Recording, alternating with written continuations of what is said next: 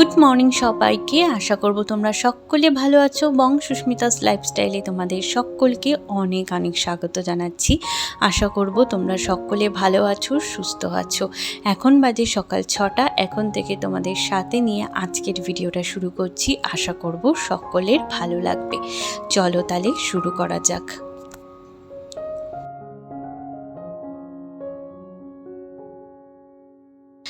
আর তোমাদের সকলকে রাখি পূর্ণিমা এবং ঝুলন যাত্রার উভয়েরই কিন্তু অনেক অনেক ভালোবাসা এবং শুভেচ্ছা জানাচ্ছি। আর আমার কিন্তু পুজো দেওয়া কমপ্লিট। গোপালকে একটু সুন্দরভাবে স্নান দিয়ে নিয়েছিলাম। আর গোপালকে কিন্তু আমি রাখি পরাই না, পরাবে ভূমি। আর এখন হচ্ছে চায়ের দিকে এসেছি। চায়ে একটু দুধ দিয়ে দিলাম আর অল্প ভূমির জন্য রাখলাম। এবার চাটা হয়ে গেলে প্রথমেই দেব কর্তামশাইকে। কর্তামশাই সকালে উঠে এখন বসেছে পড়াতে, তাই তার চাটা আগে রেডি করে দিয়ে আসলাম। তারপরে কিছু কাচাকাচি আছে, কাচাকাচি করব। আজকে সকাল সকাল উঠেছি কেন জানো? আজকে ভেবেছিলাম মেয়ের ফর্ম আনতে যাব, কিন্তু রাখি পূর্ণিমার কথা একেবারেই মাথায় খেয়াল ছিল না। তারপর ওর বাবা বলল, আজ তো রাখি, আজ তো সব স্কুল বন্ধ, তাই কোনো স্কুল থেকেই আজকে আর ভর্তি হওয়ার জন্য ফর্ম দেবে না, তাই তুই শুয়ে পড়। তাই আর শুলাম না, অন্যান্য কাজগুলো করে নিলাম। একবার সকালে ঘুম ভেঙে গেলে আর শোয়ার কথা মাথায় আসে না। তখন মাথায় আসে কত তাড়াতাড়ি নিজের কাজগুলো সেরে বিছনায় যাব। আর এখন এসেছি ওপরে। ওয়েদারটা আজকে বেশ ভালো। ভালো বলতে মনে হচ্ছে বৃষ্টি টিষ্টি আসবে। আর তার সাথে সাথে বেশ হাওয়াও দিচ্ছে, মেঘও করে আছে। তাই জামা কাপড়গুলো তাড়াতাড়ি কেচে মেলতে চলে এসেছি। আর এত সুন্দর ছাদে একটা হাওয়া দিচ্ছে না, খুব ভালো লাগছে। রাখিতে আমি খুব একটা বেশি উদযাপন করি না, কারণ আমাদের ভাইফোঁটাটাই ভালোভাবে বড় করে হয়। আর রাখিটা আমি বাড়িতে বিয়ের আগে আর কি বাড়িতে পড়াতাম, দাদা আছে, 2 দাদাকেই পড়াতাম। তো যেহেতু দাদা চাকরি সূত্রে বাইরে থাকে আর এক দাদা খুবই ব্যস্ত আছে, তাই আর রাখিতে যাওয়া হলো না। দুজনকেই মানে শুভকামনার বার্তা পাঠিয়ে দিয়েছি। আর আমার দাদা যেহেতু বাইরে থাকে চাকরি সূত্রে, তাই ও তো কোনো মতেই পড়তে পারবে না রাখি। তো তার জন্য ওকে সকালবেলা উঠেই আগে রাখির শুভেচ্ছা, ভালোবাসা এবং সাবধানে সুস্থ থাকার একটা মেসেজ করে দিয়েছি, যাতে ও দেখেই সকালটা ওর ভালো লাগে। আসলে দাদাও আশা করে থাকে যে বোন কখন রাখির জন্য ফোন করবে বা রাখির জন্য মেসেজ করবে, ওরও ভালো লাগে। কিন্তু দাদা খুব একটা বেশি এক্সপ্রেসিভ নয়, খুব চুপচাপ আর কি। আর কিছুটা এক্সপ্রেস না করলেও আমি কিছুটা কিন্তু বুঝতে পারি।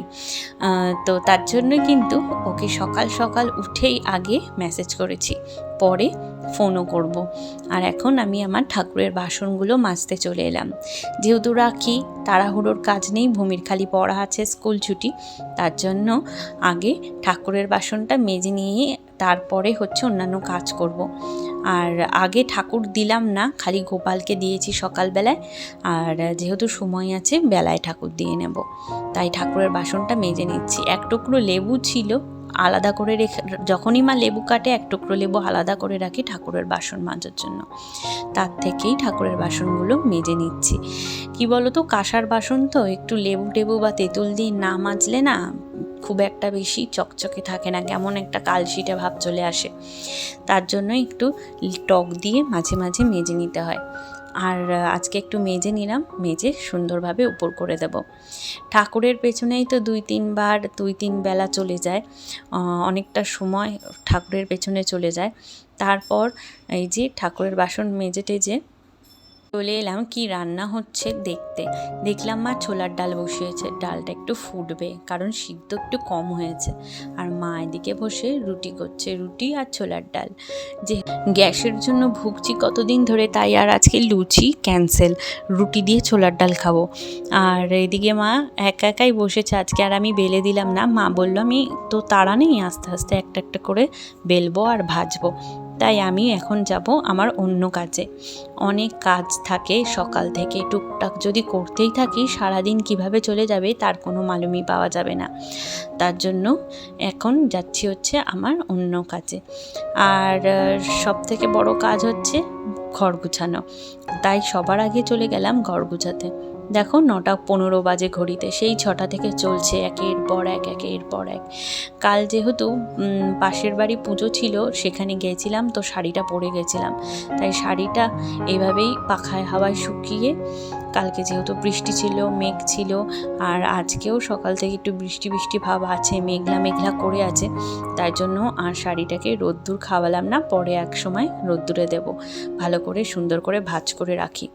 আর তারপরে বিছনা গুছাবো। মাম্মা উঠে পড়েছে, ওর পড়তে যাওয়া হচ্ছে 10টা থেকে, তো 10টার মধ্যে হয়ে যাবে। আমি একটু ঘরটা গুছিয়ে নিই, আধা ঘন্টা লাগবে, আধা ঘন্টাও লাগবে না, ওই 15 মিনিট লাগবে হয়তো।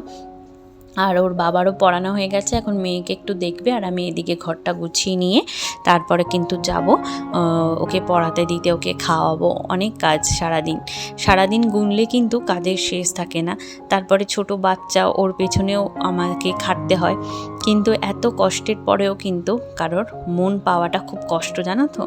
এত কষ্টের পরেও, এত কাজ করার পরেও মানে দিনের শেষে সেই অবহেলাটুকুই পাওয়া যায়। ভালোবাসা কিন্তু সহজে জোটে না। আর কি বলো তো, নিজের ক্ষেত্রে বা নিজেদের মেয়েদের ক্ষেত্রে কিন্তু তাদের ভালোবাসাটা থাকলেও অন্যের ক্ষেত্রে কিন্তু সেই ভালোবাসাটা থাকে না। যতই করি তারপরেও কিন্তু খামতিটাই মানুষ খুঁজে বার করে। তো যাই হোক, এই তো চলবেই, দিনের শেষে এই সব থাকবেই, এই সব শেষ হবে না, কোনো দিনই শেষ হয়নি, আর কোনো দিনও শেষও হবে না। অগত্য খেটেই যাব, নাম কিন্তু কোনো দিনই হবে না।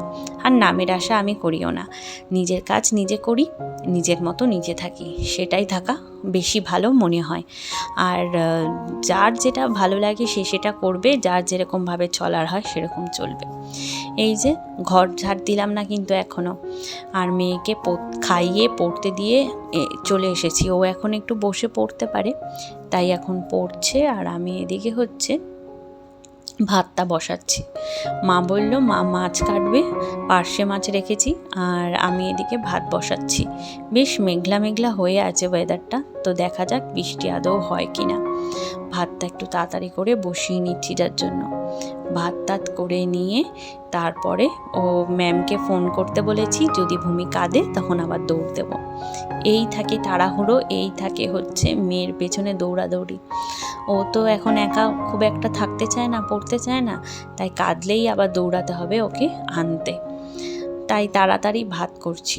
আর এই ভাত করতে করতে হাজারো চিন্তা মাথায় ঘোরে। মেয়েকে একা রেখে এসেছি, কী করছে না করছে, ওকে ডিস্টার্ব করছে না করছে, ঠিকমতো পড়বে কি পড়বে না, হাজারো চিন্তার শেষ নেই সত্যি কথা। আর এখন যা চারিদিকে অবস্থা, মেয়েকে নিয়ে চিন্তা না করে কুলিপ করতে পারি না। দেখো বলতে বলতে বৃষ্টিও চলে এসেছে। এখনও পর্যন্ত ফোন করেনি ওর ম্যাম। ভালোই পড়ছে আজকে, আমার জন্য আর বায়না করছে না, তাই হাতের যে কাজগুলো আছে পটাপট করব। এখনও মেয়ের মাছের ঝোল করা বাকি। এদিকে ভাতও ফুটে গেছে, আর ঝিরিঝিরি বৃষ্টিও শুরু হয়ে গেছে। এই বৃষ্টিটাতে আমার একটা জিনিস বিরক্ত লাগে, হচ্ছে জামা কাপড় শুকায় না। 14 বার করে মেলছি আর 14 বার করে তুলছি, এই চলছে। তো এখন মাছগুলো ভাজবো, মা কেটে ধুয়ে দিয়েছে। চলো ভাজাগুলো বসিয়ে নিই। এই এক মাছের আজকে 3 প্রকারের ঝোল হবে। এক হচ্ছে পার্শে মাছের ঝাল, ওর বাবার জন্য সর্ষে দিয়ে, আর আমাদের জন্য বেগুন আলু দিয়ে ঝোল, আমি বাবা মা আর হচ্ছে বুলটি দিই। আর ভূমির জন্য হবে পার্শে মাছের ঝোল, পাতলা ঝোল আর কি, ওর ঝাল ছাড়া। এই 3 প্রকারের মাছ হবে। ভূমিকে নিয়ে চলে এসেছি, ভূমি খেলছে, আর এদিকে সব হয়ে গেছে। এখন গ্যাসটা ধোবো, ধুলেই মোটামুটি হয়ে যায়। প্রায় এখন বাজে 12:30 পৌনে 1টা। আজকে প্রথমেই জানতাম যে অঙ্গনারী স্কুল হয়তো ছুটি আছে, কিন্তু পরে ম্যাম ফোন করে বলল খাবার নিয়ে যেতে, স্কুল ছুটি নেই, স্কুল আজকে খুলেছি। তো কি করব, তাই ওকে আর স্কুল পাঠানোটা হলো না। আর এমন সময় বলেছে যে আমি ওকে স্নান করিয়ে এখন পাঠানোর মতো অবস্থা নেই, তাই আর ওকে পাঠালাম না, এই গ্যাসটা মোছা হয়ে গেলে মেয়েকে স্নান করিয়ে খাওয়াবো। এই ছিল আজকের আমার সারাদিনের কাজ। আশা করি তোমাদের ভালো লেগেছে। ভালো লাগলে পাশে থেকো বন্ধুরা, চ্যানেলটা সাবস্ক্রাইব করো, ভিডিওটা দেখো। বাই।